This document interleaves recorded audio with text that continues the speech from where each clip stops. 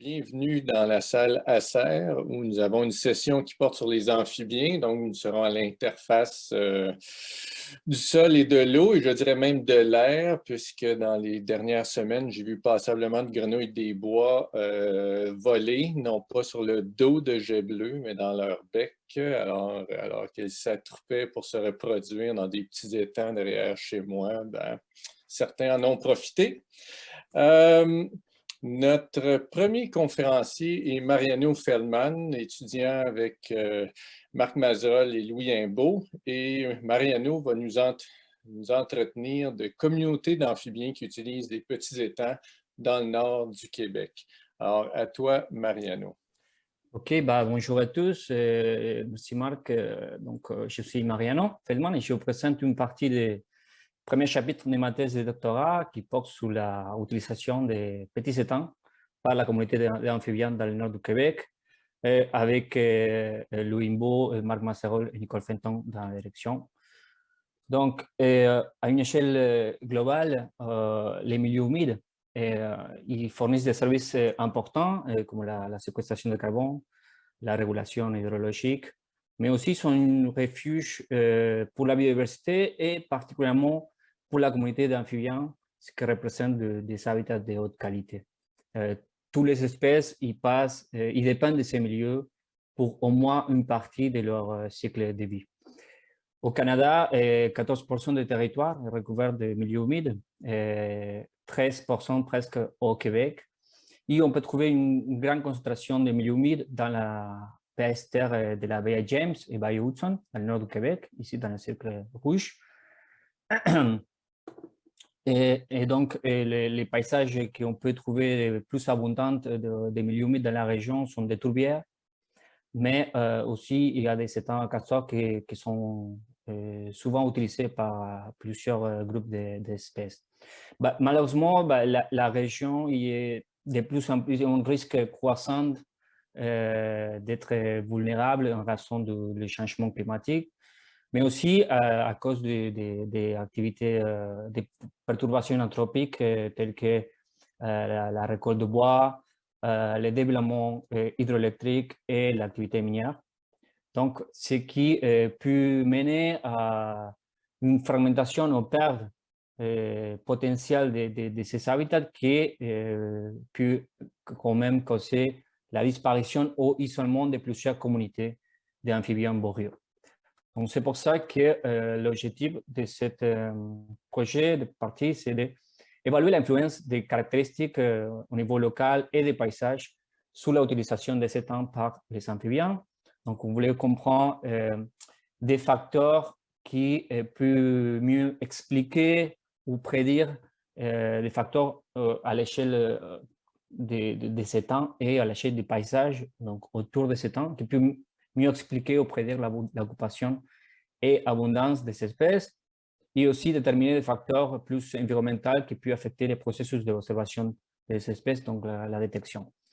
La collecte de données a lieu près de 3 sites miniers dans un gradient nord-est entre la latitude 49 et 53, donc on est dans le nord du Québec.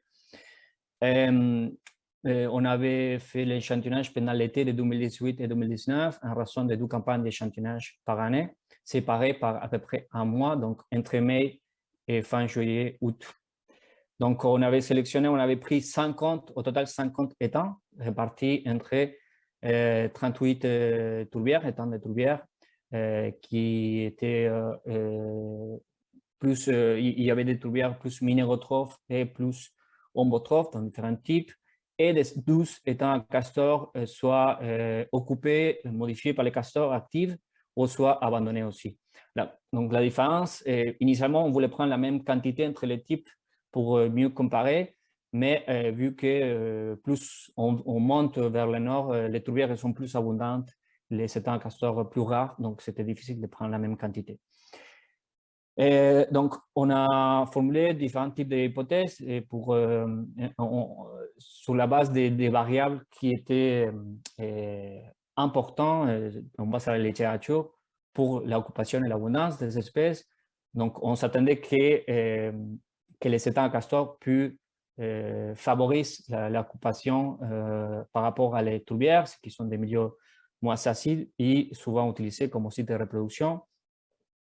Donc, on s'attendait aussi que l'occupation aumente avec les zones forestières et les zones aquatiques autour des étangs et que la présence des prédateurs y a un effet négatif vu qu'elle affecte la survie des larves et des juvéniles, des têtards. Et des conditions de l'eau comme la taille de l'étang ou la profondeur qui peut augmenter l'hétérogénéité des habitats aquatiques, peut favoriser aussi l'occupation. Et bien sûr, l'acidité, ça va jouer, on s'attendait qu'elle joue un rôle négatif vu qu'aussi il affecte le développement des larves. Donc, pour faire ça, on a échantillonné différents types de étangs, étangs castor, étangs tourbières. On a calculé la couverture forestière et la couverture des milieux aquatiques autour des étangs dans 2 rayons de 300 mètres et 1000 mètres. On a échantillonné en utilisant des bourrelles, 3 bourrelles par étang. On a échantillonné la présence des poissons dans les étangs, vu que c'est des prédateurs importants. Et on a calculé également la taille de l'étang, la profondeur et l'acidité. Donc, pour ce qui est l'échantillonnage des individus, on a utilisé 3 méthodes différentes. Donc, premièrement, une méthode acoustique à l'aide des enregistreurs acoustiques qui s'étaient placés au bord des étangs pour identifier et détecter la présence des espèces en écoutant leur chante. Donc, les appareils étaient programmés à 21 heures pendant 3 minutes par jour, ce qui fait un total de 84 minutes par étang ou 70 heures au total. Avec ces données de présence-absence, on a utilisé des modèles d'occupation à une seule session pour estimer la probabilité d'occupation en considérant la détection imperfecte. Ensuite, on a fait des inventaires sur place en faisant le tour des étangs pour identifier et compter les adultes présents et les masses d'œufs qui étaient souvent visibles dans les bords de l'étang.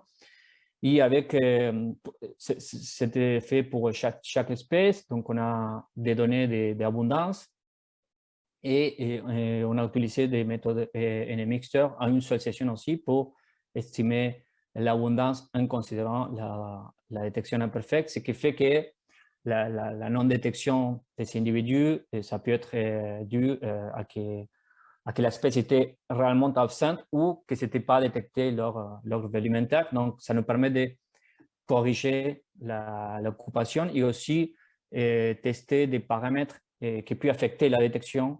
On a considéré, par exemple, la température de l'air, l'humidité, le nombre de jours après les dégels, la qualité de la goutte pour les données acoustiques et l'observateur pour les données des inventaires sur place.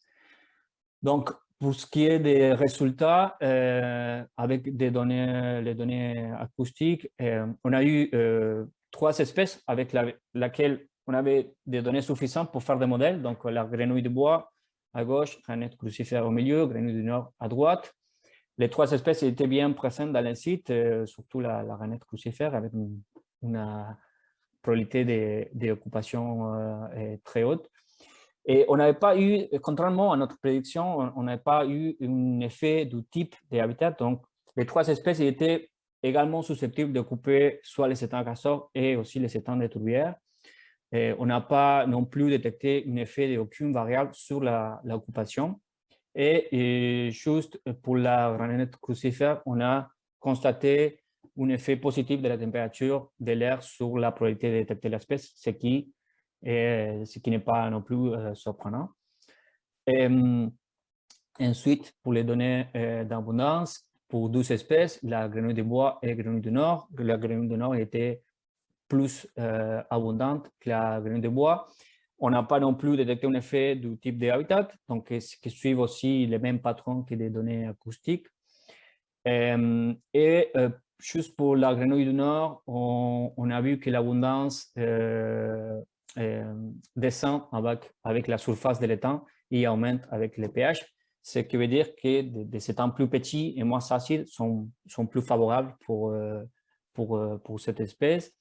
Et ça s'explique aussi parce que c'est une espèce très aquatique qui quitte rarement l'eau. Pour la grenouille de bois, on n'a pas eu non plus des variables qui affectent l'occupation, mais on a constaté un effet positif le nombre de jours après le dégel sur la probabilité de détecter l'espèce. Donc, cependant, pour les succès reproductifs qui étaient indiqués à travers des comptes de masse 2 pour la grenouille du bois, il était beaucoup plus important dans les étangs castor par rapport à les étangs en tourbière. Parce que potentiellement, ces milieux sont plus appropriés pour la ponte d'œufs et le développement de l'arbre. Ils sont moins profonds, ils sont moins acides, il y a peu ou pas de poissons.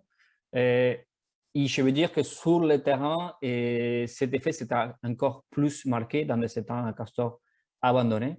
Mais on n'a pas réussi à comparer ces deux types parce qu'on n'avait pas suffisamment de sites pour les comparer. Donc, qu'il faut retenir de tout ça, c'est que les étangs de tourbière, les étangs castor sont également importants pour l'occupation et l'abondance des grenouilles. Des étangs qui sont plus petits et moins acides sont plus favorables pour la grenouille du Nord, pour l'abondance de la grenouille du Nord. Des étangs castor, ils servent comme des sites de reproduction de la grenouille de bois, qui était indiqué à travers des comptes de masse 2. Et il y a des variables importantes à considérer pour qui peuvent affecter la détection, comme la température de l'air et le nombre de jours après les dégels, ce qui marque aussi l'avancement de la saison d'été. Et aussi, on montre aussi l'importance d'utiliser différents types de méthodes pour différentes phases de leur cycle de vie.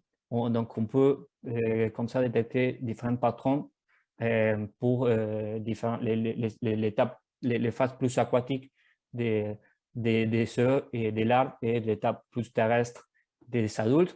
Donc, cette information, ça va être une base de référence pour la région parce que c'est une région plus connue, plus étudiée. Donc, ça va améliorer notre compréhension de valeur écologique des étangs pour les amphibiens boréaux et ça peut intégrer dans la prise de décision des futurs projets de développement de la région pour justement minimiser ou limiter les impacts sur les milieux qui sont importants pour les amphibiens. Donc, c'est tout ce que je veux dire. Merci beaucoup et je tiens à remercier à tous ceux qui ont participé de près ou de loin à mon projet, à tous les partenaires et à mes deux directeurs et co-directrices aussi. Donc, merci beaucoup. Alors, merci beaucoup, Mariano. J'ai déjà des questions pour toi. Je suis sûr qu'il y en a d'autres qui en auront aussi lors de la ronde de questions.